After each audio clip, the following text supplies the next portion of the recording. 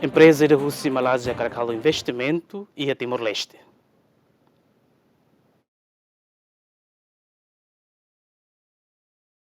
Empresário husi Malázia, terça semana, né? Surmalo o primeiro-ministro, Karala Sana Guzmão, nebe acompanha husi ministro de Finanças, ministro Petróleo e Recursos Minerais, ministro Planeamento e Investimento Estratégico, ministro Comércio e Indústria no embaixador Malázia Timor-Leste, onde apresenta o CEF Governo atual investimento e Timor-Leste. No NEA fim encontro, CEF Governo explica investidor husi Malázia, né? Interessado a investe setor oioin e relaram.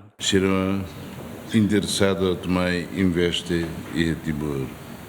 E Bodoioi, no Rio e a construção, no Mos e o Bacep-Silicão. Também marca a minha colia, sirve a Panfila, mas a minha boca sirve na ligação, se há ligação ao Ministro do Petróleo, há ligação ao Ministro das Finanças, ao MP, ao Comércio, ao Ninik, Buca, e a saída dele, mas Cirabela contribui, Cirabela mais investe, Circialo.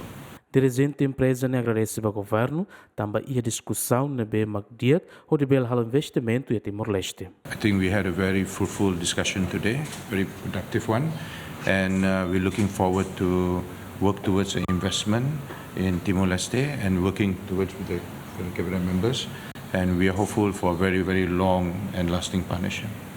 Thank you. Malázia no dar país amigo Timor-Leste nebe durante apoia Timor-Leste e a setor oioin, anesan saúde, educação, integração Timor-Leste niemba organização regional ASEAN, nomos área será seletan. Derek Jimenez, bem-vindos Jimenez, GMM.